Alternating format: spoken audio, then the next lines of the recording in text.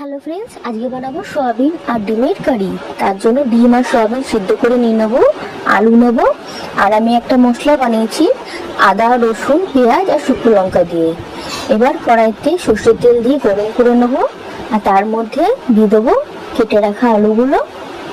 সেই আলুগুলোকে ভালো করে আমি ভেজে নেব, ভেজে লাল লাল করে নেবো। আলুগুলোকে ভালো করে ভেজে নেব, দিয়ে সেই তেলে দিয়ে দেবো তেজপাতা, এলাচ আর দারচিনি। এই দেখুন, আলুগুলোকে আমি তুলে রেখে দিয়েছি লাল লাল করে ভেজে।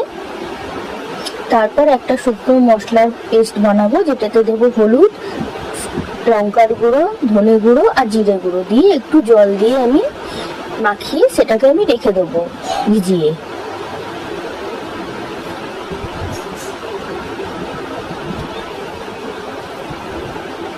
আমি আগে থেকে পেঁয়াজ কেটে রেখে দিয়েছিলাম, সেই পেঁয়াজটা আমি এবার গরম তেলে ভেজে নেব ভালো করে।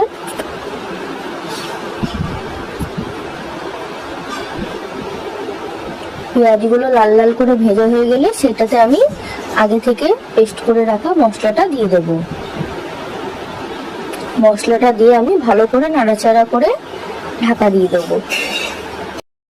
দেখুন, মশলা থেকে তেল বেরিয়ে গেছে। এবার আমি যেটা গুঁড়ো মশলার একটা পেস্ট বানিয়ে রেখেছিলাম সেটা এর মধ্যে দিয়ে দেবো, দিয়ে ভালো করে মশলার সাথে মিশিয়ে নেব।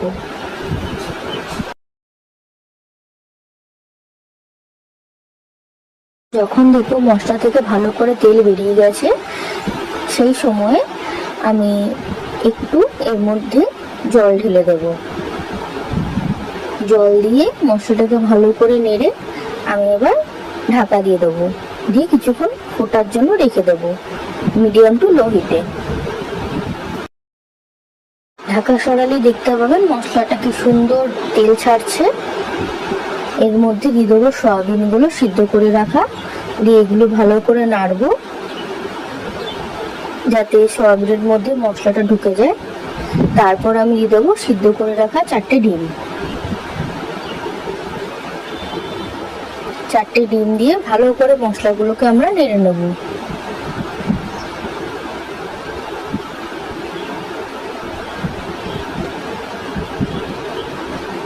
দিয়ে ভেজে রাখা আলুগুলো এর মধ্যে আমি দিয়ে দেবো, দিয়ে সবকিছু একসাথে মিশিয়ে ভালো করে নেড়ে চেড়ে আমি এরপর এটা একটু ঢাকা দিয়ে দেবো। ঢাকা সরিয়ে আমি এটার মধ্যে দিয়ে দেবো 1 গ্লাস মতো গরম জল। গরম জল দিলে তাড়াতাড়ি রান্নাটা হয়ে যায়। আপনার যতটা জল লাগবে আপনি সেই বুঝে আন্দাজ মতো জল দেবেন।